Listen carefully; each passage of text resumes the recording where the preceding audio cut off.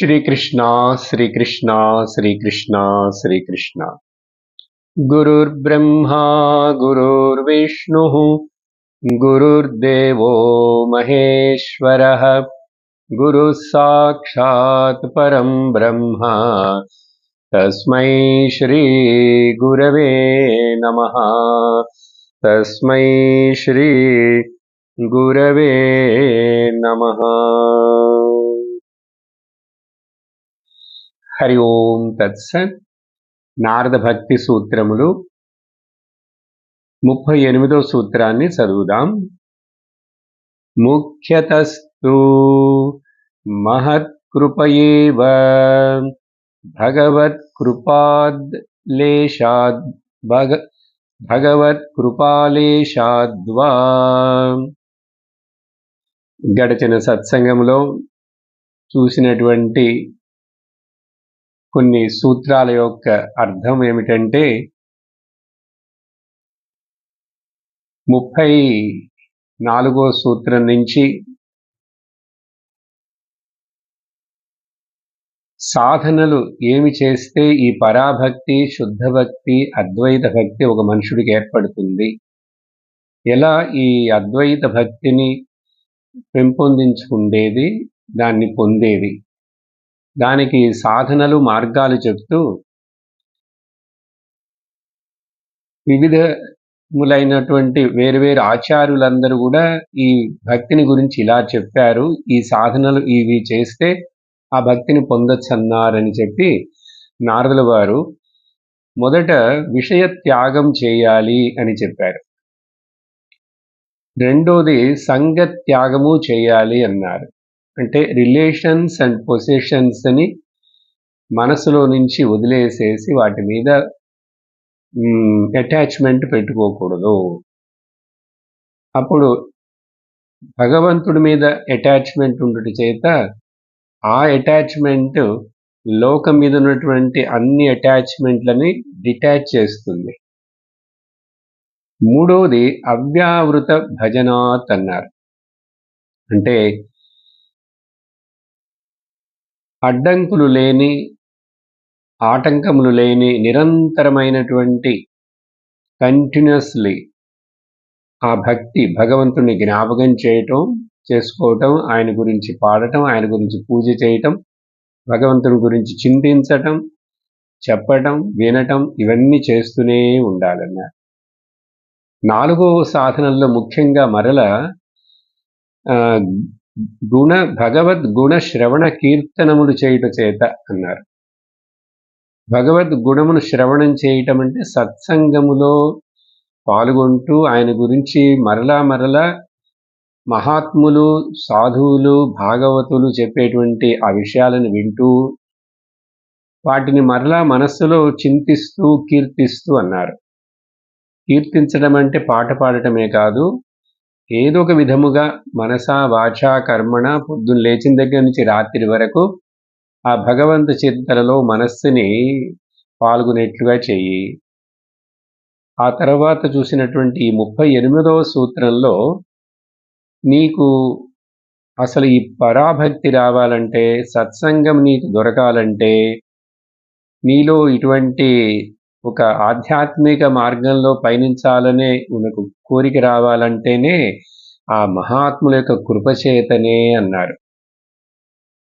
సత్సంగమునకు వచ్చిన తర్వాత కూడా మహాత్ముడి యొక్క కృపచేత, అంటే గురువు యొక్క కృపచేతనే నీకు ఆ అద్వైత భక్తి లభిస్తుంది అని చెప్పి, మహత్కృప మాత్రమే కాదు, దేవుడి యొక్క కృప కూడా ఉండాలి. దేవుడి కృప ఇంత ఉంటే చాలు, మహత్కృప మాత్రం చాలా ఎక్కువగా ఉండాలి. ఎందుకంటే దేవుడు మన మీద ఇంత కృప చూపించినా కూడా కొంచెం అది మనకు ఈ గురువుని ప్రసాదించి శాస్త్రమును వినేట్లుగా, శ్రవణములో ఆసక్తిని కలిగించేట్లుగా మనకు అనుగ్రహం చేస్తుంది. కాబట్టి ఈశ్వరుడు యొక్క కృప కావాలి, దానితో పాటుగా ఎక్కువ కావాల్సింది మనకు ఆ ఈశ్వరుడు యొక్క ఉపదేశాలు, ఆయన చెప్పిన మాటలు, ఆ ఉపనిషత్తులు, ఇలాంటి గ్రంథములు, భగవద్గీత ఇవన్నీ వినటానికి మనకు చెప్పేందుకు ఒక మహాత్ముడు కావాలి, ఒక సద్గురువు కావాలి, శ్రోత్రియ బ్రహ్మనిష్ఠుడైనటువంటి గురువు కావాలి. అట్లా నీకు లభించినప్పుడు అది నీకు గొప్ప సాధనముగా అవుతుంది. ముఖ్యతస్తు అంటే ముఖ్యంగా చెప్పాలంటే ఇప్పుడు ముంద 4-5 చెప్పినా కూడా దాంట్లో అవన్నీ నీకు కలిగి వాటిలో నువ్వు ప్రయోజనం పొందాలంటే నీకు వైరాగ్యం రావాలి, వివేకం కలగాలి అంటే ఇలా సత్సంగంలో పాల్గొంటూ మహాత్ములు చెప్పే మాటలు వింటుంటాయి. అందుకని ఇది చాలా ముఖ్యం ప్రైమరీలీ అన్నారు. అలా చెప్పిన తర్వాత ఈరోజు 39వ సూత్రంలో చూస్తాం. మహత్ సంగస్తు దుర్లభః అగమ్యః అమోఘశ్చ. ఈ మహత్ సంగం అని ఏదైతే చెప్పారో మహాత్ముల సాధువుల సాంగత్యం దొరకటం అది చాలా అది కూడా కష్టమే, దుర్లభం అన్నారు. దుర్లభం అంటే వెరీ రేర్లీ, ఎవరికో కొంచెం మందికి మాత్రమే. కొంచెం మంది ఏమిటండి, వందల వేల సంఖ్యలో సత్సంగాలను వింటున్నారు కదా జనాలు ఈ రోజుల్లో అని మనం అనుకోవచ్చు.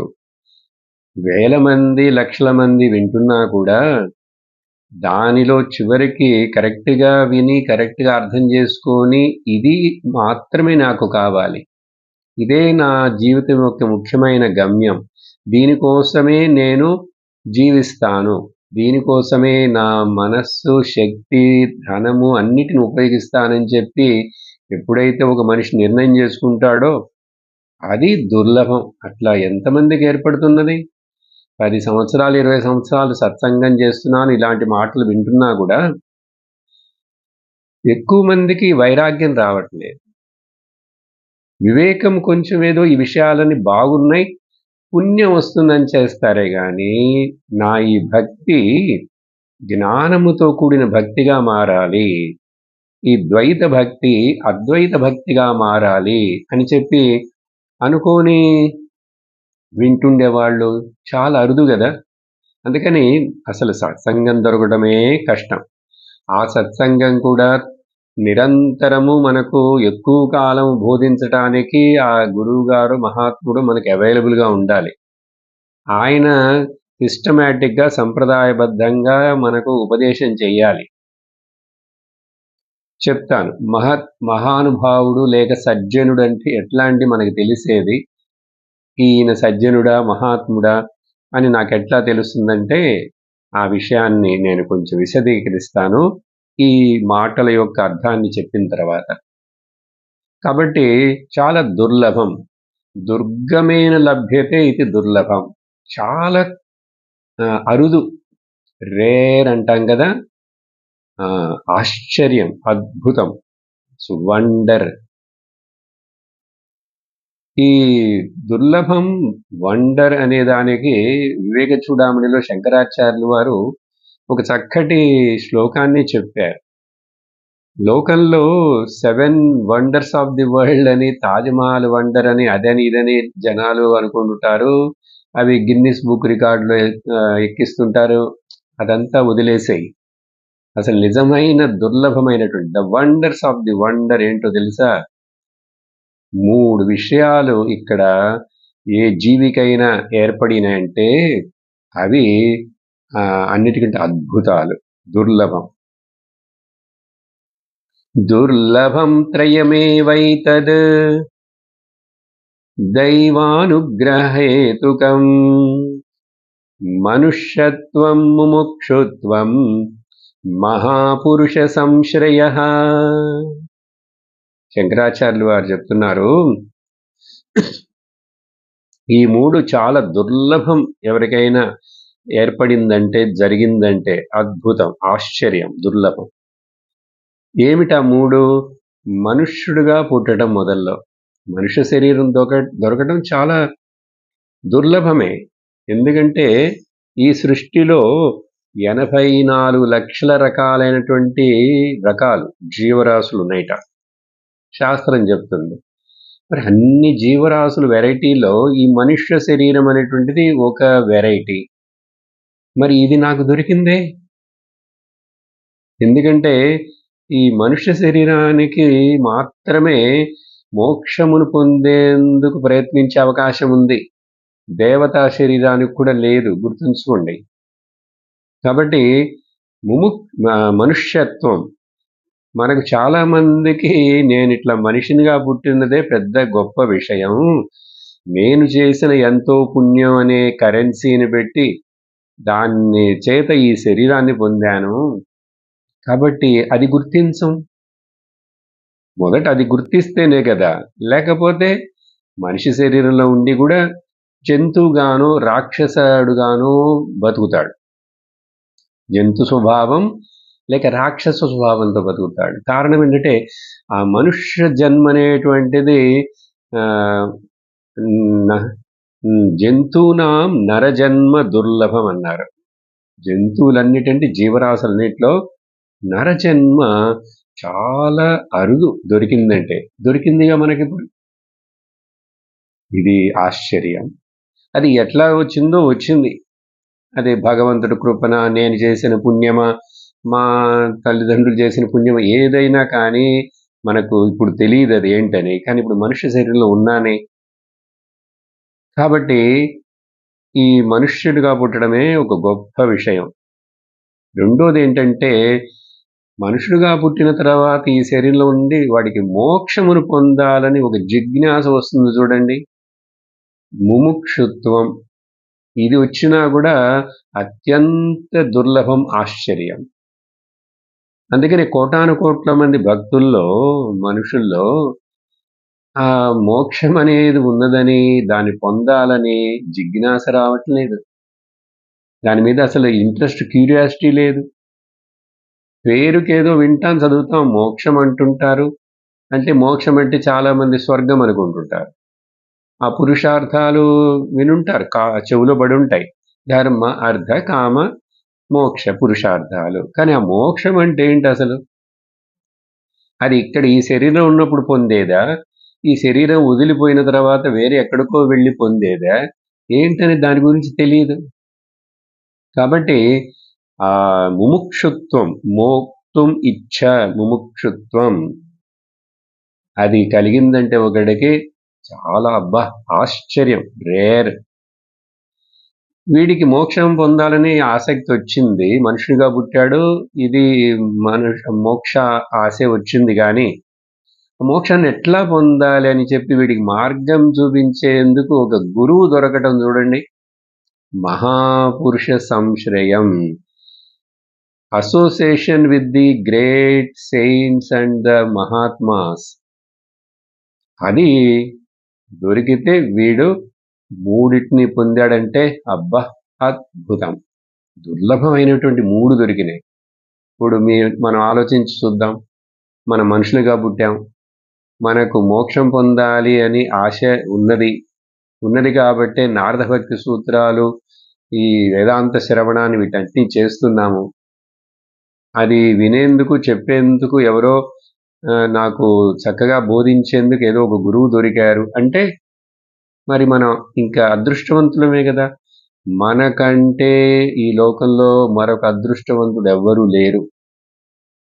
అందుకని వేరే విధమైన కల్పనలు, ఎవరో ఏదో మ్యాజిక్ చేశాడు, ఆయనకి సిద్ధులు వచ్చినాయి, ఆయన దగ్గర లేకపోతే పెద్ద ప్రపంచంలో ధనవంతుడు, ప్రపంచంలో అందగాడు, ఇవన్నీ లేక పెద్ద రాజకీయ నాయకుడు, రాజు, ఏదైనా కానీ అబ్బా అవన్నీ ఈ 3 ఉన్నవాడికి ఉన్న భాగ్యంతో పోలిస్తే అవన్నీ అభాగ్యములే. ఇది ఎగ్జాజరేట్ ఊరికినే చెప్పడం కాదు, శాస్త్రం పదే పదే చెప్తుంది అనేక చోట్ల. ఎక్కడ చూసినా అక్కడక్కడ చెప్తూనే ఉంటుంది. కాబట్టి ఈ దుర్లభం 3 జరిగినాయి అంటే ఇది ఎట్లా ఏర్పడింది అంటే శంకరాచార్యుల వారు రాస్తున్నారు, దైవానుగ్రహ హేతుకం. అది దేవుడి యొక్క కృప అనే కారణము చేత మాత్రమే ఒకడికి ఈ 3 ఏర్పడవు. అందుకని మరి అది గుర్తించాలి గదా మనం. అందుకని ఇక్కడ ఈ మహత్ సంగః నిజంగా చెప్పాలంటే దుర్లభం. మరొకటి దీని గొప్పదనాన్ని మన కళ్ళ ముందే చూస్తుంటాం. ఎంతోమంది జ్ఞానులు, మహాత్ములు మనకు సత్సంగం చెప్తూ బోధిస్తుంటే కూడా వాళ్ళ మీద విలువ ఉండదు. వాళ్ళని అర్థం చేసుకోం. వాళ్ళని కూడా ఏదో బాహ్యమైన మన దృష్టితోటే చూస్తాం. మన మనస్సులో తోచినట్లుగా ఎస్టిమేట్ చేస్తాం. లేతే మనం ఊహించుకుంటాం. మహాత్ముడంటే ఇట్లా ఉండాలి. జ్ఞాని అంటే అట్లా ఉండాలని చెప్పి ఇవన్నీ ఊహించుకుంటాం. కాబట్టి అర్థం చేసుకోవడం అంత సులభం కాదు. అందుకని అగమ్యః అన్నారు. అగమ్యం అంటే ఆ జ్ఞాని యొక్క స్థితి మహాత్ముడిని గుర్తించాలంటే ఆ కెపాసిటీ, ఆ యాక్సెస్ చేసేటువంటి మన దగ్గర స్కోప్ లేదు. అందుకని చెప్పి మరి వదిలేస్తామంటే వదిలేయద్దు. నీకు బోధన జరుగుతున్నంతసేపు నీకు శాస్త్రాన్ని బోధిస్తున్నారంటే వాళ్ళని నువ్వు మహాత్ములుగా భావించుకో, గురువుగా భావించుకో. మరొకటి ఏంటంటే ఇది వచ్చి అమోఘం. అమోఘం అంటే సహజంగా మనం ఏదైనా చాలా గొప్పదిగా ఉన్నదంటే ఆ పాట అండి అమోఘంగా ఉంది, అతడి యొక్క యాక్షన్ అండి అమోఘంగా ఉంది, ఆ క్రికెట్ బ్యాటర్ యొక్క బ్యాటింగ్ అండి అమోఘం అండి. అమోఘం అంటే అసలు దాంట్లో ఇంకా తిరుగు లేదని చెప్తాను చూసారా, ఇన్ఫాలిబుల్. అట్లాగే ఈ సత్సంగం యొక్క గొప్పదనం అనే దాన్ని గురించి చెప్పాలంటే చెప్పి మన మాటలతోటి వల్ల కాదు. దానికి పురాణాల్లో చాలా చోట్ల అనేక కథలున్నాయి. ఒకసారి నారదుల వారికే సందేహం వచ్చింది.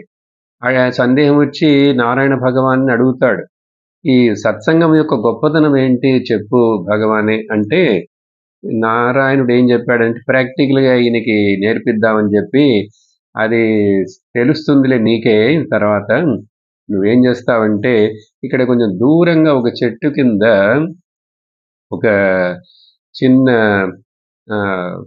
బొక్క ఉంటుంది, బొర్రె. దాంట్లో ఒక పెద్ద పురుగు ఉంటుంది. నువ్వు దాని దగ్గరికి వెళ్ళి అడుగు, అది చెప్తుంది సత్సం యొక్క గొప్పదనం అంటే. నారదుల వారు ఇదేంటి ఆశ్చర్యపోయి, సరే నువ్వు చెప్పావు కాబట్టి వెళతానని చెప్పి వెళ్ళాడు. ఆ చెట్టు దగ్గరికి వెళ్ళి ఆ పురుగుని చూసి అడిగాడు, సత్సంగం యొక్క గొప్పదనం అంటే ఏంటంటే, ఈ నారదుల వారు అడిగిన వెంటనే ఆ పురుగు కీటకం చచ్చిపోయింది. చచ్చిపోగానే నారదుల వారికి భయం వేసింది. ఇదేంటి, నేను అడిగితే వెంటనే ఇది ప్రాణాన్ని వదిలేసింది అని చెప్పి పరిగెత్తుకుంటూ మళ్ళీ నారాయణుడి దగ్గరికి వెళ్ళాడు. ఇదేంటి భగవంతుడా, నువ్వు చెప్తే వెళ్ళాను, నేను వెళ్ళి దాన్ని అడగంగానే అది చచ్చిపోయింది అన్నారు. సరే దుఃఖపడకు, కన్ఫ్యూజ్ అవ్వకు. ఇంకా కొంచెం దూరంలో అక్కడ ఒక గ్రామం పక్కన ఇప్పుడే పుట్టినటువంటి ఒక దూడపిల్ల ఉంది, ఆవు దూడ. దాని దగ్గరికి వెళ్ళి అడుగు, అది చెప్తుంది అన్నాడు. అంటే నారదుల వారు మళ్ళీ వెళ్ళారు అక్కడికి. వెళ్ళి ఆ దూడపిల్లని సత్సంగం యొక్క గొప్పదనం ఏంటో చెప్పు అంటే, ఆ దూడపిల్ల కూడా చనిపోయింది వెంటనే. ఇంకా నాకు ఇక్కడ పాపం వస్తుంది, నేను ఇట్లా చేశానని చెప్పి నారదుల వారు చాలా భయపడిపోయి ఉనికి మళ్ళీ ఇంకెవరి దగ్గరికి వెళ్తాడో, ఆయనకి తెలిసింది ఒకే ఒక గురువు నారాయణ భగవానుడి దగ్గరికి వెళ్ళాడు. నారాయణుడు సరే ఇప్పుడు చింతించకు దాని గురించి, అది చచ్చిపోయింది ఇది చచ్చిపోయిందని. ఈ దేశం యొక్క, ఈ రాజ్యం యొక్క రాజుగారు ఇంట్లో ఇప్పుడే ఒక పిల్లవాడు పుట్టాడు. నువ్వు వెళ్ళి ఆ పిల్లవాడిని అడుగు అంటే, నారదుల వారు నేను వెళ్ళను బాబు, ఏదో పురుగు చచ్చిపోయింది, ఆవు దూడ చచ్చిపోయిందంటే నన్ను ఎవరు అక్కడ అడిగేవాళ్ళు లేరు.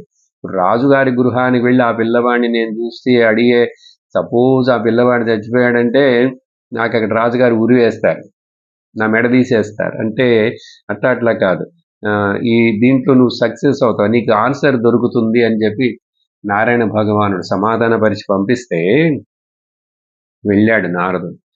వెళ్ళి రాజుగారి గృహంలో అనుమతి దొరికింది. ఆ పిల్లవాడిని ఆశీర్వదించాలనో చూడాలనో వెళ్ళి అడిగితే ఆ పిల్లవాడు చెప్పాడప్పుడు, నారదుల వారు సత్సంగం యొక్క గొప్పదనం ఏంటి అని అడుగుతున్నారు కదా మీరు.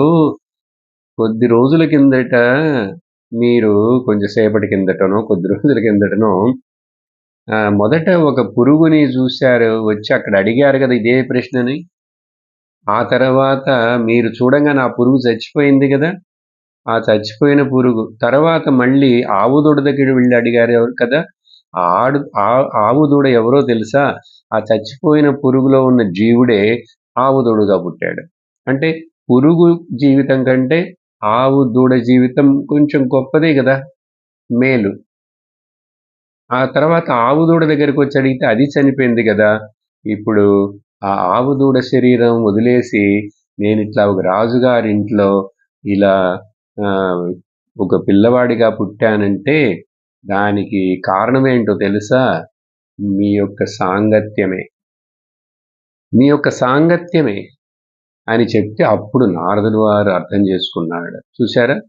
అందుకని ఒక పురుగుగా ఉన్నటువంటి ఒక జీవి 2-3 జన్మల్లోనే చాలా తొందరగానే మనుష్య జన్మకొచ్చి, ఆ మనుష్య జన్మకొచ్చిన తర్వాత కూడా మరలా పుట్టడం చావటం ఆగకుండా నువ్వు గనక ఈ గొప్పదనాన్ని గుర్తించావంటే, దాని యొక్క ముఖ్యత్వాన్ని గుర్తించావంటే, దానిలో ఉన్నటువంటి అమోఘత్వమును దీనికి ఇంక తిరుగులేదు, ఇదే నన్ను ఒడ్డెక్కిస్తుంది, దీన్ని నేను వదలకూడదు, ఎంత కష్టమైనా సరే నాకు టైం లేదని, నాకు ఇట్లా ఉందని అట్లా ఉందని, నాకు వల్ల కాలేదని శ్రవణం చేయకుండా, గురువుని ఆశ్రయించకుండా, సత్సంగమును వినకుండా కాలం గడిపి జీవితాన్ని వృధా చేసుకోకు. ఇక్కడ కలియుగంలో ఇప్పుడు కొంచెం విషయాలన్నీ తల్లగిందులుగా ఉంటుంటాయి. కలి అంటేనే కలహం అంటేనే పోట్లాటలు, misunderstanding, wrong understanding, no understanding, ఇట్లా ఉంటాయి కలహం అన్నిటికీ. కాబట్టి ఇది కలియుగం యొక్క స్వభావం. ధర్మం ఒక పాదం మీదే నడుస్తుంటుంది. కాబట్టి ఇలాంటి కలియుగములో అని చెప్పి ద్వైత భక్తిలో ఉన్నటువంటి భక్తులు కొంతమంది మహాత్ములు ఒక శ్లోకాన్ని చెప్తారు, చాలా పాపులర్ శ్లోకం. ఎందుకంటే ఈ కలియుగంలో ఈ జ్ఞానము, వేదాంతము, ఇవన్నీ జీవన్ముక్తి ఇవన్నీ అందరికీ జరగవు. ఎవరో ఎక్కడో ఎప్పుడో పుడతారు. ఒక రమణ మహర్షిలాగా, ఒక శంకరాచార్యుల వారిలాగా ఎవరో అందరికీ సాధ్యమవుతుందా ఏంటి? మనం ఇక్కడ సాధారణంగా ఏదో పనులు చేసుకుని డబ్బులు సంపాదించుకొని కుటుంబాన్ని నడుపుకుంటూ పిల్ల జల్లలతోటి అని అనుకుంటుంటాడు. అట్లా ఉండి అతడు నాస్తికుడు కాకుండా ఉండాలని, అతడులో భగవంతుడి మీద భక్తి పోకూడదని చెప్పి ఎంత కష్టాలు, దుఃఖాలు, తాపత్రయాలు ఉంటాయి కలియుగంలో మనుషులు చూశారా? ఒక 50 సంవత్సరాల కిందట మీ తాతల ముత్తాతల కాలానికి ఇప్పుడు ఈ కాలానికి ఎంత పరిగెడుతున్నారు మనుషులు. అదేమంటే కాలం మారిందంటాడు. కాలం మారటం కాదు, నీ బుద్ధి మారింది. లేకపోతే ఇది it is a time gap అంటాడు, జనరేషన్ గ్యాప్ కాదు, కమ్యూనికేషన్ గ్యాప్. ఇది నీకు సరిగ్గా కమ్యూనికేషన్ చేస్తే జనరేషన్ ఏంటి, కాలం ఏంటి? విషయం అదే కదా. నువ్వు దాన్ని పట్టుకున్నావా, దాని వైపు చూసావా, నీకెట్లా మరి తెలుస్తుంది? అప్పుడు వాళ్ళు ఏం చెప్తారంటే ఒక శ్లోకాన్ని, కలౌ కల్మష చిత్తానాం పాపద్రవ్యోపజీవినాం విధిక్రియా విహీనానాం గతిర్గోవింద కీర్తనం. చాలా మంచి శ్లోకం, చక్కటి అర్థంతో ఉంది. కానీ ఎవరికి ఈ శ్లోకం? ఏంటి ఈ శ్లోకం అర్థం అంటే, ఈ కలియుగంలో చూడు బాబు, అందరి యొక్క మనసులు, హృదయాలు కలుషిత హృదయాలు. అవునండి. అది ఒప్పుకుంటాం. నాకు కూడా మనస్సు కలుషితంగానే ఉంది. ఎందుకంటే కలుషితమైన వాతావరణం, కలుషితమైన మనుష్యులు, కలుషితమైనటువంటి వ్యవహారాలు. సరే. తర్వాత పాప ద్రవ్యోపజీవినాం. పాప ధనంతోటి ఎవరో ఏదో చేశాడు, వాడు బిజినెస్ ఏంటో వాడే బ్లాక్ మనీ, అది వైట్ మనీ, చక్కగా ధర్మంతోటి సంపాదించాడా, అధర్మంతో సంపాదించాడా, వాడెవరో నాకు డబ్బులు ఇస్తున్నాడు, జీతం ఇస్తున్నాడని ఇట్లా ఏదో పొట్టకూటి కోసం అని చెప్పి పాపద్రవ్యం, కొంచెం అధర్మమైన పర్వాలేదులే, కొంచెం అడ్జస్ట్ చేసుకో అని చెప్పి ఇట్లా పాప ద్రవ్యము సంపాదించి, పాపం డబ్బులు సంపాదించి, పాపం చేసి పొంచిన డబ్బులు, వాటితోటి జీవిస్తున్నాం. ఓకే, అది కూడా ఒప్పుకుందాం. ఎందుకంటే ఇక్కడ అన్నీ ఎవరు మంచివాడు, ఎవరు చేసేది, వాడి హృదయం ఏంటి, వాడి బిజినెస్ ఏంటి, ఆ గవర్నమెంట్ లేక ఊడిగం చేస్తుంటాం. ఎవరికో ఊడిగం చేయాల్సి వస్తుంది, మరి పొట్టకూటి కోసం ఏం చేసేది. అట్లాగా మూడోది ఏంటంటే విధి క్రియ విహీనాన. వీడికి ఒక విధిని అనుసరించే శక్తి లేదు, టైమింగ్స్ సరిలేవు, ఇష్టానికి తింటారు, ఇష్టానికి లేస్తారు, రాత్రులు నిశాచరులాగా పనిచేస్తారు. మరి కాలం అట్లా ఉంది కదా.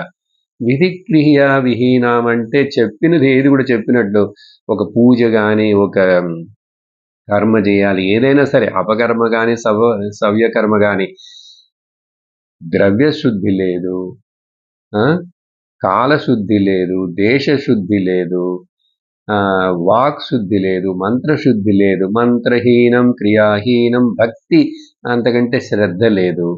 ఇట్లా అన్ని ఫాల్ట్స్ ఉన్నటువంటి ఇటువంటి వాడు ఏ యజ్ఞ కర్మ క్రియ చేసి దాంట్లో ఫలాన్ని పొందుతాడు?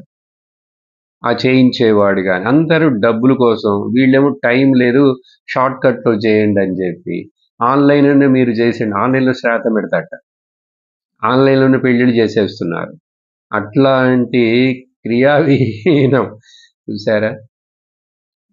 చెప్పిన టైంకి సంధ్యావందనం చేయలేడు, అన్నీ మరి టైంలు ఇట్లా అయిపోయి మనం అలాంటి జీవన విధానంలోకి నెట్టబడ్డాం క్రమంగా. ఇదంతా కలియుగ ప్రభావం. ఇలా ఉంది కాబట్టి మరి నీకు ఇంకేంటి మార్గం? ఏదైనా నిన్ను నీవు తప్పించుకోవడానికి, కొంచెం నీ మనసు శుద్ధి చేసుకోవడానికి ఉందంటే గోవిందుడు యొక్క నామం చెప్పడం మాత్రమే గతి బాబు. హరిర్ నామైవ కేవలం అంటారు. ఇది మంచిదే ఉపదేశం. అప్పుడు ఇట్లాగొట్లా ఆస్తికుడుగా ఉండి భక్తితోటి జీవిస్తుంటాడు, కొంచెం ధర్మము చేస్తుంటాడు. కానీ ఇక్కడ నారదుల వారి యొక్క ఈ భక్తి సూత్రాలు అలాంటి మనుషులకు, అలా చింతించేటువంటి అలాంటి అద్వైత భక్తులకు కాదు. ద్వైత భక్తిలో ఇంతకాలం ఉన్నావు, నీ భక్తి అద్వైత భక్తిగా మారాలా లేదా? నీ భక్తి భగవంతుడికి నచ్చిన విధంగా మారాలా లేదా? దానివల్ల నువ్వు నీ భక్తి జ్ఞానముతో కూడిన భక్తిగా మారాలా లేదా? ఇవన్నీ నీకు ఇష్టం ఉంటే నువ్వు ఈ శ్లోకాన్ని ఇట్లా తీసుకోకూడదు. ఇది ఎవరికో చెప్పారు, వాళ్ళకి ఓకే. అది ఈ సూత్రాలన్నీ మనం చదువుతూ వింటున్నవన్నీ మనకు జ్ఞానం కావాలి ఇప్పుడే, ఈ జన్మలోనే. ఇక్కడ నాకు ముక్తిని పొందలేకపోతే మరి ఎక్కడో ముక్తి లేదు. ఇప్పుడు పొందకపోతే ఎప్పుడూ లేదు. If it is not now and here, it is nowhere and never.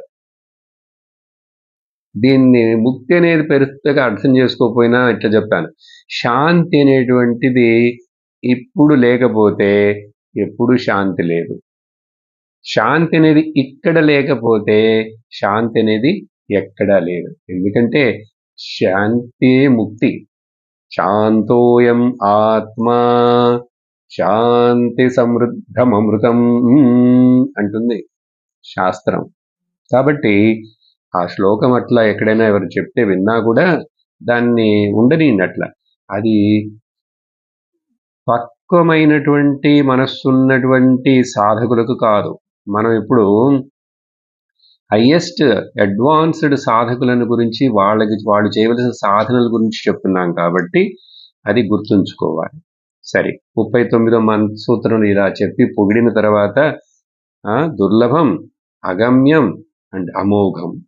కాబట్టి నువ్వు ఎట్లా అయినా సరే ఏనకేన ప్రకారేణ ఏదో ఒక విధంగా మహాత్ముల్ని ఆశ్రయించు, వాళ్ళకి సేవ చెయ్యి, శ్రవణము చెయ్యి, విషయాన్ని తెలుసుకో, నిన్ను నీవు అభివృద్ధి పరుచుకో అని చెప్పిన తర్వాత 40వ సూత్రంలో చెప్తున్నారు, లభ్యతేపి తత్కృపయా ఏవ.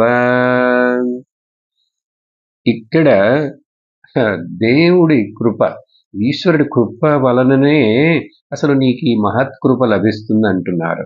అక్కడేమో ఈశ్వర కృప లేషాదన్నారు, కొంచెం ఉన్నా చాలు, చిటికెడంత అని. ఇక్కడ నేను అక్కడ చిటికెడంతడని చెప్పానని చెప్పి నువ్వు దాన్ని తక్కువ అంచనా వేసి అర్థం చేసుకోకు. అది కూడా అసలు నీకు మహత్ కృప అంటే, మహాత్ముల యొక్క కృప నీకు ఏర్పడాలంటే, వాళ్ళ సాంగత్యం ఏర్పడాలంటే, అక్కడ శంకరాచార్యులు చెప్పినట్లు ఈశ్వర కృపాదేవ,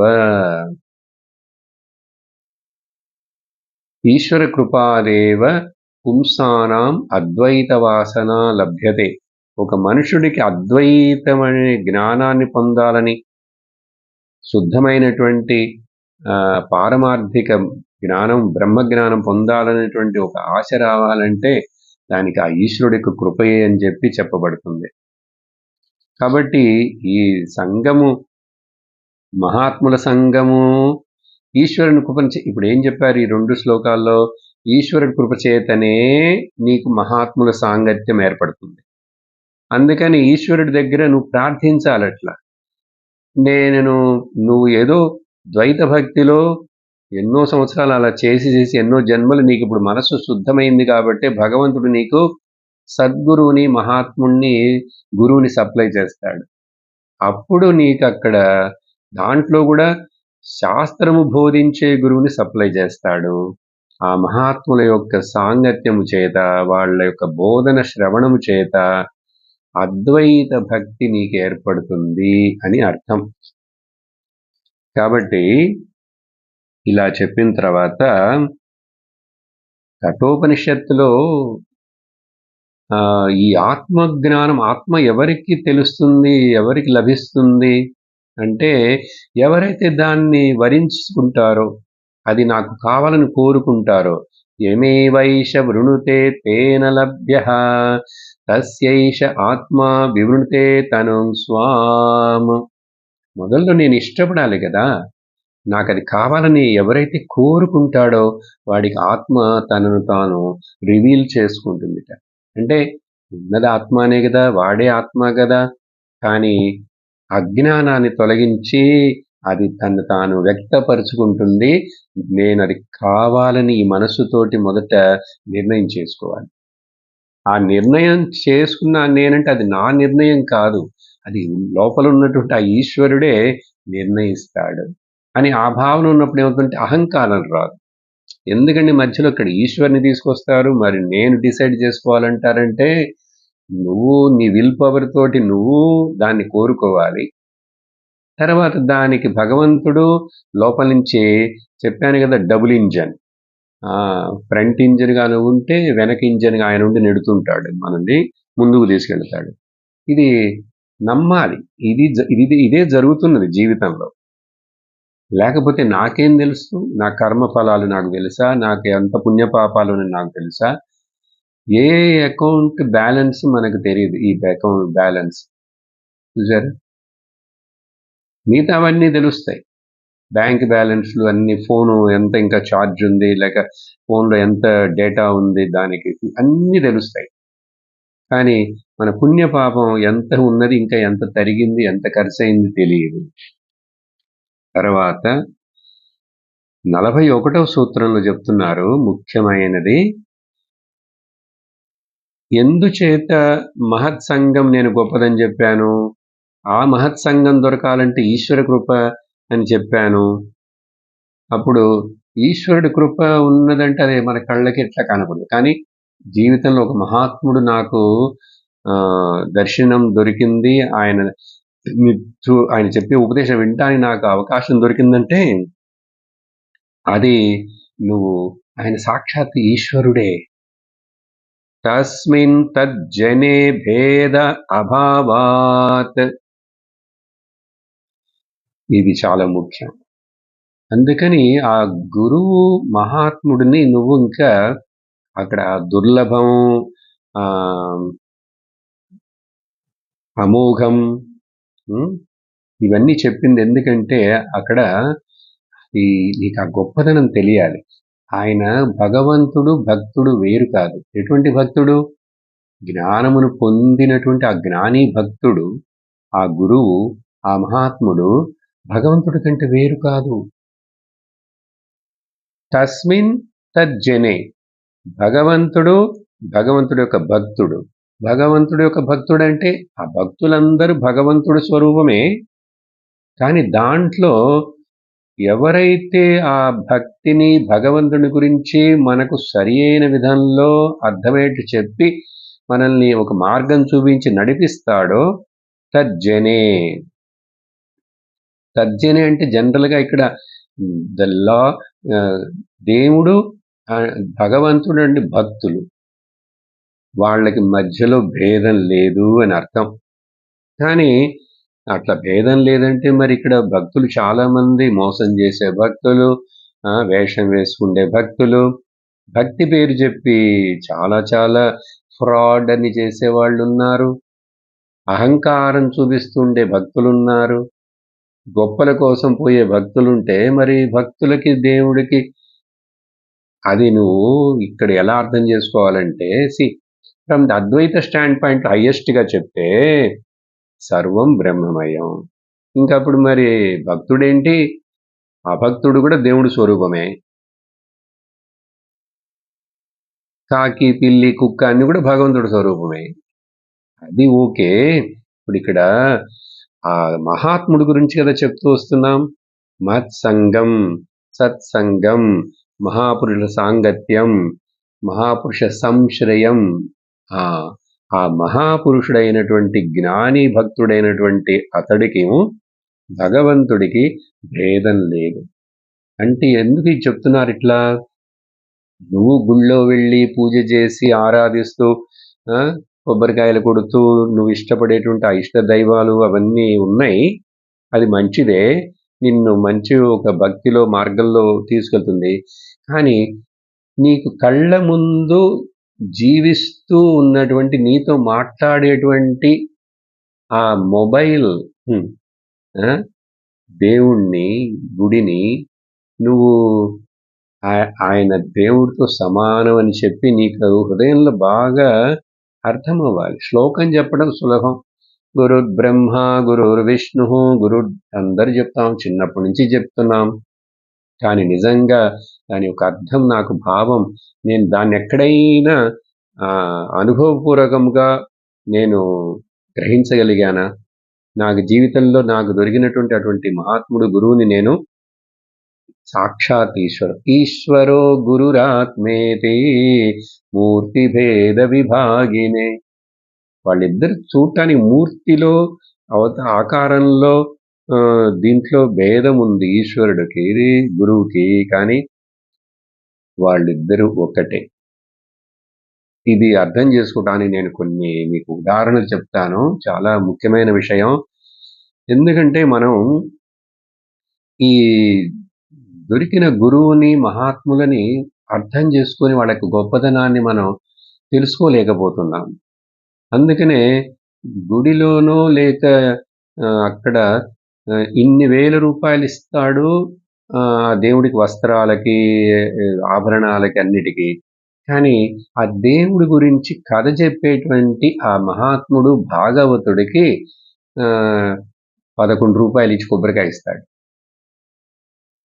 చూడండి, చాలా చోట్ల ఆ రోజుల్లో కూడా ఈ భాగవతం కథలు, హరికథలు చెప్పేవాళ్ళు చివరిలో ఈ విన్న జనం అందరూ అందరూ ఆ చివర్లో ఆరతిచ్చి అట్లా పళ్ళెం తీసుకెళ్తారు. ఎందుకంటే ముందు డబ్బులేమి అడగరు. వాళ్ళుగా ఎవరైనా దక్షిణ రూపంలో ఇస్తే అది ఆయనకి తిండికి, ఆయన జీవితానికి జరగటానికి ఆయనెవరు అడగరు. నిజమైన భక్తుడెవరు గూడా ఇంత రేట్ ఫిక్స్ చేసి నాకింతిస్తే వస్తాననేది ఈ రోజుల్లో కథ.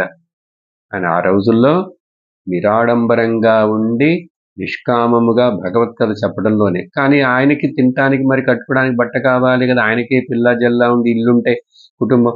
అందుకని భక్తులు ఇస్తే ఆ కానుకలతోటి, ఆ దక్షిణతోటి ఆయన జీవిస్తాడు. కానీ ఆ చివర్లో ఆరతి అయిన తర్వాత పళ్ళెం తీసుకున్నట్టు దక్షిణ కోసం వెళితే అంతటా టంగ్ టంగ్ టంగ్ టంగ్ అనే సౌండ్ వస్తుంది. ఎందుకంటే అందరూ ₹1 కాయిన్ ఏస్తారు. లేతే పావల, రూ. 1. ఆ రోజుల్లో కాయిన్స్ ఎక్కువ ఉండేవి కదా చిల్లర. అదేస్తారు. అందుకని అయన్నీ ఒక్కొక్కళ్ళు ఒక్కొక్క రూపాయి ఇస్తేను, ₹1 ఇస్తేను ఆయనకి అన్ని గంటలు పాపం కంఠశోషతోటి అట్లా పాడి, చెప్పి మనల్ని ఆనందపరిచి, భక్తిలో మైమరిచేట్టుగా చెప్పారే ఆ భాగవతుడికి మనం మరి అంతేనా ఇచ్చేది. అందుకని ఒక భాగవతుడు అట్లా ఆ పళ్ళెంలో కానుకలు వేసేవాళ్ళు శబ్దం రాకుండా వెయ్యండి అని చెప్తాడాయన. అంటే అర్థం ఏంటంటే, ఈ నాణ్యాలు మాత్రం వేస్తే నేనెట్లా బతుకుతాను, శబ్దం రాకుండా ఏంటంటే నోట్లు వేయండి అని అర్థం. పాపం చూడండి అది కూడా నేరుగా చెప్పలేరు వాళ్ళు. అందుకని మనం వాళ్ళని ఆయనకి ఆల్రెడీ డబ్బులున్నయిలే అట్లా అని కాదు. ఆయనకుంటే నువ్విచ్చావనుకో ఇంకా ఆయన మంచి పనికి సద్వినియోగం చేస్తాడు. మంచి కార్యం చేస్తాడు. ఎందుకంటే ఆయన నిస్వార్థపరుడు. ఆయన భగవంతుడి కోసమే జీవిస్తున్నాడు. భగవంతుడినే ఆధారంగా పెట్టుకొని ఉన్నాడు. మరి అటువంటి భాగవతుడు భక్తుడు లేక ఒక గురువుకి మనం దక్షిణ ఇవ్వటానికి వెనకాడతాం. చూడండి. ఎందుకంటే మనకు అదే మనస్సు అర్థం కాలేదు ఈ విషయం. కస్మిన్ తజ్జనే నేను ఎందుకంత ఇవ్వాలి ఆయనకని, తర్వాత మీకు ఇవ్వగలిగిన శక్తి అంతవరకు వీలైనంత వరకు ఎక్కువ ఇవ్వు. అది దానమే. కానీ అటువంటి మహాత్ముడికి, భక్తుడికి, భాగవతుడికి దానం చేస్తే నువ్వు దక్షిణగా ఇస్తే అది ఇంకెంతో నీకు పుణ్యం వస్తుంది ఒకవేళ. ఇది అర్థం చేసుకోవాలి. తస్మిన్ తర్జనే భేదము లేదు. ఎలా? ఏ విధంగా? మొదట ఉపనిషత్తు చెప్పే వాక్యాన్ని చెప్తాను. బ్రహ్మవిత్ ముండకోపనిషత్తు బ్రహ్మైవ భవతి. ఆ బ్రహ్మమును తెలుసుకున్నవాడు తాను బ్రహ్మమే అయిపోయినాడు. బ్రహ్మమే. అలాగే భగవద్భక్తిలోనే, భగవత్ చింతనలోనే, భగవంతుడి కోసమే, భగవంతుడి చేతనే నేను అనేది లేకుండా అలా దాంట్లో తన్మయమై లీనమై ఉన్నటువంటి ఆ భక్తుడున్నాడే మహాత్ముడు, అతడు ఆ భగవంతుడితో సమానం. భగవంతుడు అయిపోయినాడు తను. భగవంతుడి తోటి అయిపోయినాడు.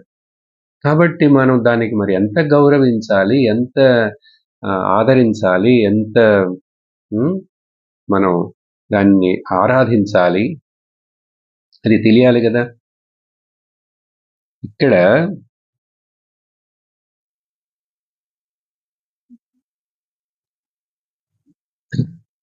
నారదుల వారుట ఒకసారి ఈ సూత్రం అర్థం అవడానికి మీకు 2-3 ఉదాహరణలు. నారదుల వారు ఒకసారి ఎప్పుడో ఈ కలియుగం ప్రారంభం అవడానికి ముందో, కలియుగం వస్తుందని, ఎందుకంటే ఈ యుగాలన్నీ ఫిక్స్డ్. ఆ కృష్ణుడు ఆ అవతారం ముగించేసి వెళ్ళగానే కలియుగం మొదలైంది భాగవతంలో చెప్పినట్లుగా. నారాయణుడు భగవానుడిని లేక కృష్ణుడినో ఎక్కడో ఈ నారదుల వారు కలిసి, భగవంతుడా కలియుగం రాగబోతుంది. నారదుల వారు చిరంజీవుడు కాబట్టి ఆయన ఆ యుగంలోనూ ఉంటాడు, ఈ యుగంలోనూ ఉంటాడు, అన్ని యుగాల్లోనూ ఉంటాడు. ఇప్పుడు కూడా ఉన్నాడు ఆయన. కానీ ఈ మనుషులు ఇప్పుడు ఇట్లాంటి కళ్ళకి ఆయన అట్లా దీర్ఘ దర్శనం ఇవ్వడు. ఇప్పుడు ఆయన సూత్రాలను వింటున్నాం, మనం అర్థం చేసుకుంటున్నాం, మనకు దొరుకుతున్నాయంటే ఆయన యొక్క అనుగ్రహం చేతనే. అందుకని ఆయన ఎక్కడో సూక్ష్మ రూపంలో ఉండి మనం వినేది చెప్పేదంతా వింటూ మనల్ని ఆశీర్వదిస్తాడు. ఇంకా మనకు భక్తిని లోపల పెంపొందించేట్లుగా అనుగ్రహిస్తాడు. ఆయన అంత గొప్పటివాడు, శక్తివంతుడు. ఇంట్రడక్షన్‌లో చెప్పాను ఆయన గురించి. అప్పుడు ఆ నారదుల వారు అడిగాడు భగవంతుణ్ణి, కలియుగంలో నిన్ను జనాలు ఎట్లా గుర్తుంచుండేది? ఇప్పుడంటే అవతారం ఎత్తి 125 సంవత్సరాలు ఇక్కడ నువ్వు లోకంలో తిరిగి ఉన్నావు, చూసావు కాబట్టి చాలామంది నిన్ను అర్థం చేసుకుని ఈ భక్తిని ఉంది. మరి కలియుగం వస్తే ఈ భక్తి అంతా ఉంటుందా? నీ మీద భక్తి చేయాలనే వాళ్ళకి ఎక్కడ ఆధారం? నిన్నెక్కడ పూజించేది? ఏంటి చేసేది? ఎక్కడుంటావు నువ్వు? వాళ్ళకి ఏదైనా ఒక సపోర్ట్ కావాలి కదా! ముఖ్యంగా నాకు ఒక వరి ఏంటంటే, నేను నీకు నీ భక్తులకి మధ్యలో రిప్రజెంట్‌గా ఉన్నటువంటి వాడిని నేను. మరి భక్తిని అట్లా డిస్ట్రిబ్యూట్ చేయాలంటే అందరికీ భక్తి బిజినెస్. భక్తిని ఫ్రీగా ఇవ్వటం బిజినెస్ అంటే. మరి అది నేను ఎట్లా చేయగలనని అడిగాడు. అడిగితే భగవంతుడు నారాయణుడు చెప్పాడు, ఏమంటున్నాడంటే, నారద సందేహించకు, నేను వైకుంఠానికి వెళ్ళిపోతున్నాను ఈ శరీరాన్ని వదిలేసి అని చెప్పి అనుకోకు. ఉద్ధవుడికి కూడా ఇట్లాగే చెప్పాడు భగవంతుడు, కృష్ణుడు అవతారం ముగించి వెళ్ళేటప్పుడు. నాహం వసామి వైకుంఠే యోగినాం హృదయేన చ మద్భక్తా యత్ర గాయంతి తత్ర తిష్టామి నారద. ఓ నారద, విను చక్కగా అర్థం చేసుకో. నేను వైకుంఠంలో నివసించను. ఈ మాట ఈ కలియుగంలో నారదుడు కలియుగానికి ముందు అడిగాడా, నారదుడు చెప్పాడా, లేదా నారదుడికి, లేదా అసలు ఇదే ఆయన యొక్క మాటలు? ఇది ఆయన యొక్క మాటే. మనం అనుకుంటాం వైకుంఠం అనేటువంటిది ఒక స్థానం, అది ఎక్కడో ఉంది, అక్కడ ఉంటాడు భగవంతుడని. అక్కడ ఒక్క చోట మాత్రమే భగవంతుడు ఉన్నట్లయితే ఆయన సర్వవ్యాపకుడు ఎట్లా అవుతాడు? ఒకవేళ నువ్వు చెప్పాలంటే ఆయన వైకుంఠంలోనూ ఉన్నాడు, ఆయన ఇక్కడ ఉన్నాడు అని చెప్పాలి. ఆయన పండరీపురంలోనూ ఉన్నాడు, ఇక్కడ మా ఇంట్లోనూ ఉన్నాడు.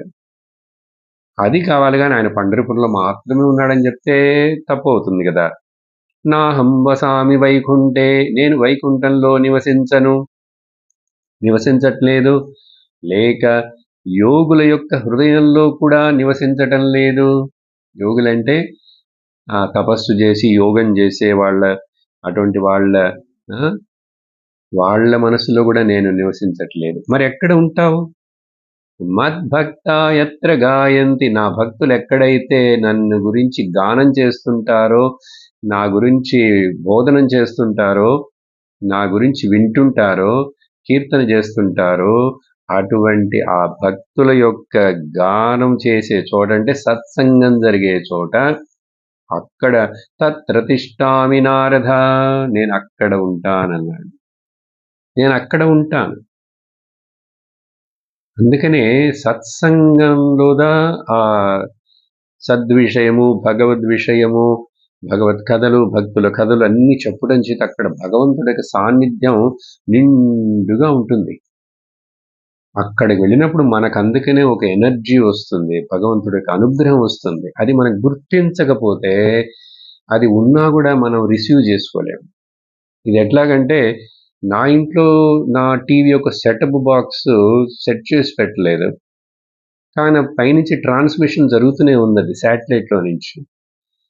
నేను దీన్ని ట్యూన్ చేస్తే ఆ శాటిలైట్ పంపే మెసేజ్లన్నీ ఇక్కడ వస్తాయి నాకు. అలాగే భగవంతుడు ఎప్పుడూ రెడీగా కరుణ వర్షాన్ని కురిపిస్తూనే ఉన్నాడు. దాన్ని మనం రిసీవ్ చేసుకోవాలంటే ఆయన కరుణ అనుగ్రహమును నేను నా హృదయాన్ని తెరిచుంచాలి, నేను పాత్రుడినవ్వాలి దానికి. కాబట్టి నాహం వసామి వైకుంఠే యోగినాం హృదయేన చ యత్ర మద్భక్తా గాయంతి తత్ర తిష్టామి నారద అని చెప్పాడు. అది మాత్రమే కాదు, మరొక ఇన్సిడెంట్ చెప్తాను, చాలా ముఖ్యం. భాగవతంలో 9వ స్కందంలో నాభాగుడి యొక్క పుత్రుడైనటువంటి అంబరీషుడు యొక్క కథ వస్తుంది. అక్కడ చాలా గొప్ప భక్తుడు అంబరీషుడు. అటువంటి రాజు భక్తి చాలా గొప్ప భక్తుడు. అప్పుడు అటువంటి ఆ భక్తుడికి భగవాన్ శ్రీమన్నారాయణుడే చాలా ఆనందం చెంది అతడిని అనుగ్రహించి సుదర్శన చక్రాన్నే ఆయన బహుమతిగా ఇచ్చాడు. ఈ సుదర్శన చక్రం నిన్ను ఎప్పుడు రక్షిస్తూ కాపాడుతూ ఉంటుందని చెప్తే ఆ అంబరీషుడు సుదర్శన చక్రాన్ని సింహాసనంలో పెట్టి, పెద్ద సింహాసనంలో ఆయన కింద చిన్న సింహాసనంలో కూర్చొని రాజ్యపాలన చేస్తుండేవాడు అటువంటి రాజు. ఏమైంది ఒకరోజు మన దుర్వాస మహాముని వారు వచ్చారు. దుర్వాసుడంటేనే కోపిష్టి అని చెప్పి మనం సినిమాలో చూసాం, విన్నాం. ఆ కథలో కూడా కరెక్టే ఆయనకి. ఆయనకి చట్టిన కోపం వచ్చేస్తుంది. చిటిక్కిన కోపం వస్తుంది. చిన్న చిన్న దానికి కోపం వస్తుంది. ఆయన కోపం మంచిగా చెడుకా అది వేరే విషయం. ఈ కథలో అక్కడ అంబరీషుడి కథలో వచ్చాడు. ఆయన అదేంటి ఏకాదశి అయింది, ద్వాదశి రోజున భిక్ష కోసం చాలా మంది శిష్యులతోటి వచ్చాడని అక్కడ ఆయన సరే భిక్ష భోజనం రెడీ అయ్యే లోపల నేను ద్వాదశ పారణం చేస్తానికి నదికి వెళ్ళి స్నానం చేసి వస్తామన్నాడు. వెళ్ళాడు, ఎంతసేపటికి రాలేదు. ఎంతసేపటికి రాకపోతే ఇక్కడ ఇతడు ఔపోసన తీసుకొని ఏమి తినలేదు. ఇతడు ద్వాదశ పారణం చేయాలి కదా, ఏకాదశి అయిపోయింది. అది జలం మాత్రం తీసుకున్నాడు అంబరీషుడు. ఆయన దానికి వచ్చి కోపించుకొని నన్ను అతిథిగా చూడకుండా నన్ను రమ్మని చెప్పి ఇదే నువ్వు గౌరవించేది, నేను రాకుండానే నువ్వు జలాన్ని నీరు తాగావా అని కోపం వచ్చింది ఆయనకి. ఇది ఎంత తప్పు ఎంత మెప్పు అనేది కాదు, కోపం వచ్చే సరే కోపంలో కూడా ఏదో కొంచెం కోపం కాదు, నిన్ను ఏం చేస్తానో చూడు, నిన్ను ఇప్పుడే ఇక్కడే భస్మం చేస్తానని చెప్పి ఆయన తలలోంచి ఒక వెంట్రుకో జడనట తీసి కింద నేల మీద కొట్టంగానే దాంట్లోంచి భయంకరమైనటువంటి ఒక క్షుద్రదేవత కృత్తిక వచ్చింది, నిప్పులు కక్కుతూ. అది ఇంకా అంబరీషుణ్ణి పట్టేసి భస్మం చేసే సమయం వచ్చినప్పుడు అది అక్కడే నిలిచింది కానీ ఇంకా చేయలే. ఈ లోపల ఆ సుదర్శన చక్రం సింహాసనం చూసారా, అది ఆ దుర్వాసుడిని తల నరికేయడానికి వచ్చేస్తున్నది. వస్తుంటే దుర్వాసుడు చూసి ఇదేంటి కథ అని చెప్పి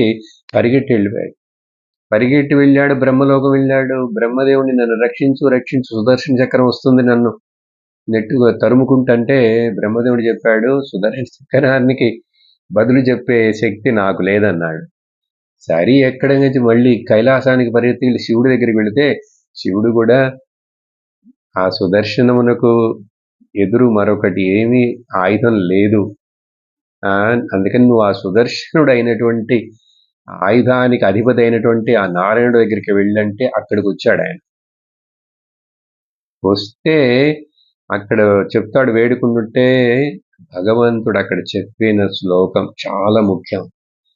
ఏం చెప్తున్నాడో తెలుసా, నేను నిన్ను రక్షించలేను, ఆయుధం నాదే, నేనే అతడికి అంబరీషుడికి ఇచ్చాను, అయినా కూడా ఎందుకు నేను నిన్ను రక్షించలేనంటే అహం భక్త పరాధీనః యస్వతంత్ర ఇవ ద్విజ.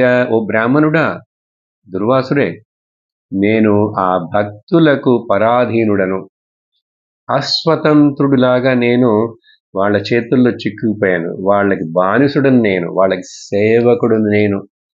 అహం భక్త పరాధీన అంటే ఏంటి? పరాధీన అంటే స్లేవ్, బానిసు.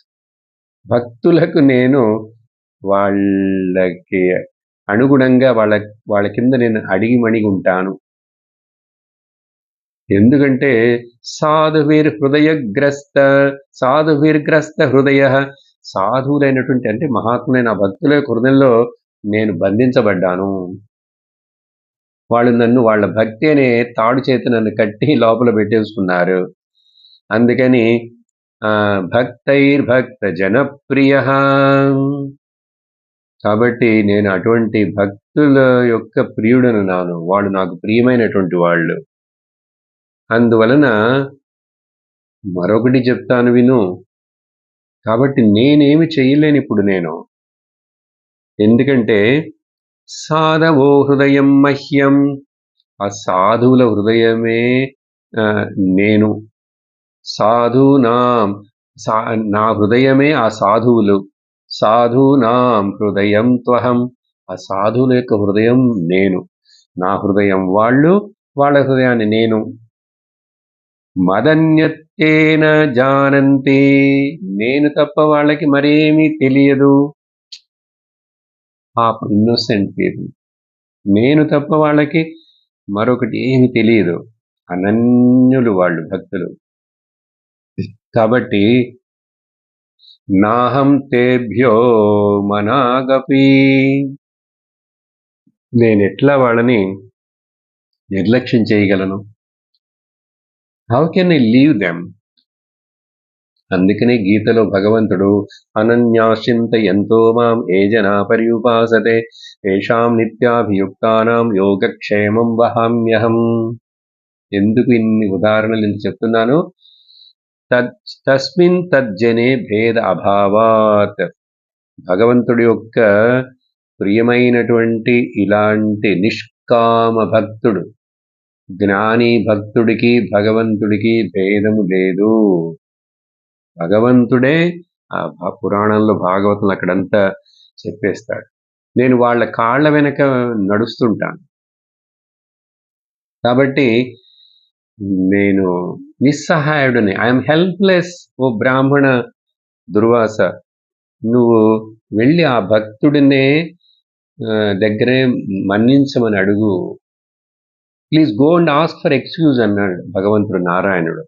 చూడండి, ఇదేదో కథలాగా చెప్పాము, అక్కడ కథలో జరిగిందా లేదని అంటే నువ్వు ఇది ఇది నువ్వు నీకు అర్హత లేదని అర్థం. ఇది కథ కాదు, ఇది నిజం. అందుకని భగవంతుణ్ణి ఎక్కడ చూడాలంటే భక్తుల హృదయంలో చూడు. భక్త హృదయ మందారా భానుకోటి సుందర నందనంద గోపవృంద నారాయణ గోవింద. కాబట్టి భగవంతుడికి భేదం లేదు. అప్పుడు దుర్వాసుడు వెళ్ళి అంబరీషుడి దగ్గర మన్నించమని అడిగితే దుర్వాసుడు నమస్కారం చేసి, ఓ మహాత్మా, ఓ ఋషి, మీరు నన్ను అట్లా మన్నించమని అడగకూడదు అని చెప్తే అంబరీషుడు ప్రార్థన చేస్తున్నాడు. ఓ సుదర్శన చక్రమే, నువ్వు ఈ మహాత్ముడిని బ్రాహ్మణుడిని మీద కోపించుకోకు, మన్నించు నా కోసం అని చెప్పి, చూశారా, శాపం ఇచ్చినటువంటి మనిషిని కూడా భక్తుడు మన్నిస్తున్నాడు. ఇంత భక్తుడు ఇంత చేసి నారాయణుడిని సాక్షాత్ ప్రత్యక్షం చేసుకుని ఆయన దగ్గర నుంచి సుదర్శనాన్ని అనుగ్రహంగా పొందినటువంటి ఈ భక్తుడు నాలిక నోరు తెరిచి ఒక మాట చెప్పి మరలా తిరిగి శాపం ఇవ్వలేడా ఏంటి? ఇవ్వగలడు. కానీ భక్తుడు, నిజమైన జ్ఞాని ఎప్పుడు కూడా ఎవరికి శాపం ఇవ్వడు, ఎవరిని దూషించడు, వాళ్ళు దూషిస్తున్నా కూడా. కానీ తపస్విలు, తాపసులు, యోగులు, వీళ్ళందరికీ కోపం వచ్చేస్తుంది, శాపం ఇస్తుంటారు. ఇది ఈ కథలో దుర్వాసుల వారిని తగ్గించి, ఆయన ఋషిత్వం, ఆయన యొక్క గొప్పదనం తగ్గించి చెప్పడానికి కాదు. అది అర్థం చేసుకోవాలంటే నేను ఇంకా ఎక్కువ మాట్లాడాలి, అది ఇప్పుడు వద్దు.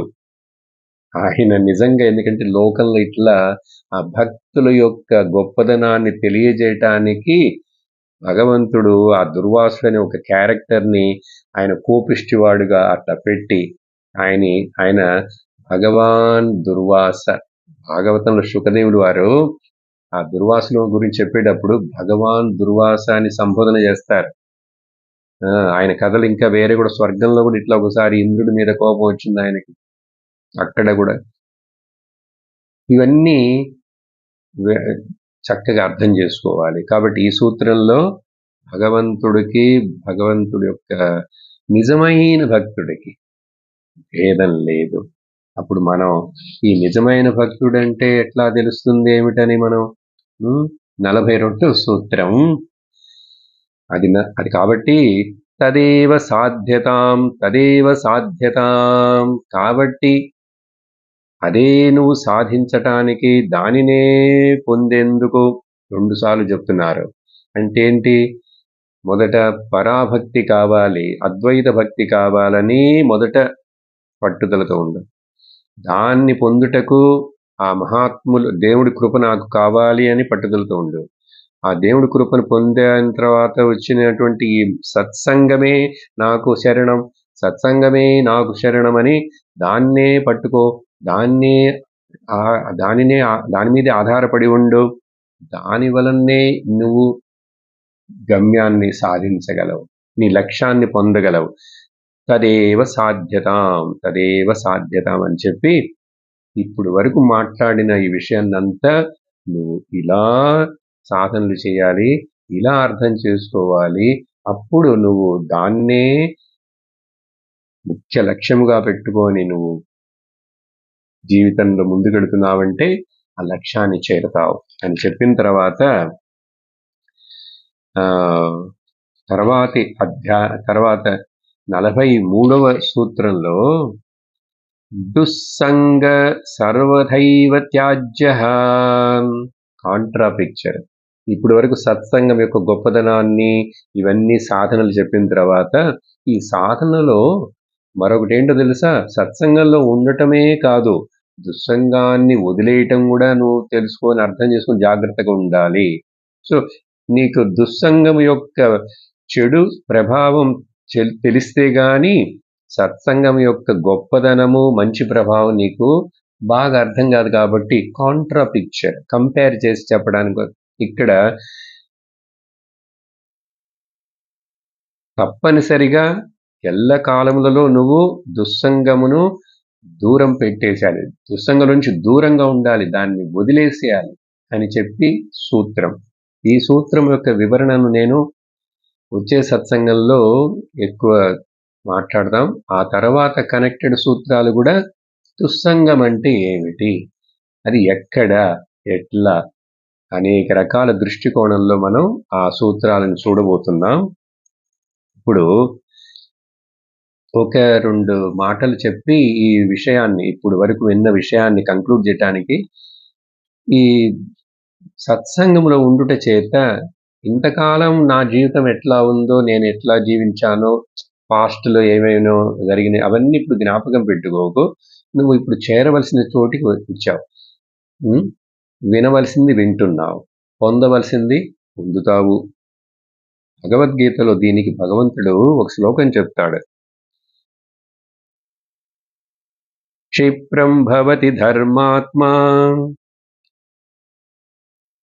భవతి ధర్మాత్మా శశ్వచ్ఛాంతిని గచ్చతి కౌంతేయ ప్రతిజానీహి నమే భక్త ప్రణశ్యతి. నా యొక్క భక్తుడు ధర్మాత్మ అంటున్నాడు. ఇక్కడ ధర్మమును అనుసరిస్తూ ధార్మికుడై ఉన్నటువంటి ఆ ధర్మాత్మ అంటే సత్సంగంలో పాల్గొంటూ మహాత్ములకు సేవ చేస్తూ ఇలా ఉన్నటువంటి అతడు చాలా తొందరగా, చాలా క్విక్లీ, క్షిప్రం భవతి, వాడు ఇంతకుముందు ఎట్లా ఉన్నాడో ఏమిటో, ఇంతకుముందు ఏమి కొన్ని పాపాలు చేశాడో అయినా కూడా ఇప్పుడు మనసు ఇటువైపు తిరిగిపోయింది, సత్సంగంలోకి వచ్చేసాడు, సత్పురుషుల సాంగత్యం వచ్చాడా చాలా తొందరగా ధర్మాత్మ అయిపోతాడట. అయిపోయి శశ్వచ్ఛాంతిం నిగచ్చతి, చాలా చిరకాలంలోనే, తక్కువ కాలంలోనే, అచిరకాలంలోనే శాంతిని పొందుతాడంటే అతడు పరాభక్తిని పొంది, జ్ఞానభక్తిని పొందిన తర్వాత మోక్షాన్ని పొందేస్తాడు. ఓ అర్జున, జ్ఞాపకం ఉంచుకో, ఇది నా యొక్క వాగ్దానం, నా యొక్క డిక్టం. నా భక్తుడు ఎన్నటికీ పతనం అవ్వడు. ప్రతిజానీహి, నో ఫర్ సర్టన్, బాగా అర్థం చేసుకో, దిస్ ఈజ్ మై వర్డ్స్. నా భక్తుడు ఎన్నటికీ పతనం అవ్వడు, నా ప్రణశ్యతి, కింద పడడు. నా భక్తుడు ఎప్పుడు ఇంకా పైకి భక్తిలో పెరుగుతాడు కానీ no falling down, there is no down fall. అనే భక్త ప్రణశ్యతి, ఇది వాగ్దానం. భగవంతుడు గీతలో చేసిన అనేక ప్రామిసుల్లో ఇదొకటి. మనకి దీని మీద నమ్మకం ఉందంటే దానికి తగినట్లుగా మనం జీవిస్తాం. ఈరోజు ఇంతటితో నిలిపేస్తాం. 43వ సూత్రం జస్ట్ ప్రారంభించాం. ఓం పూర్ణమదః పూర్ణమిదం పూర్ణాత్ పూర్ణముదచ్యతే పూర్ణస్య పూర్ణమాదాయ పూర్ణమేవావశిష్యతే. ఓం శాంతి శాంతి శాంతి. హరి ఓం శ్రీ గురుభ్యో నమః. హరి ఓం. హరి ఓం తత్సత్.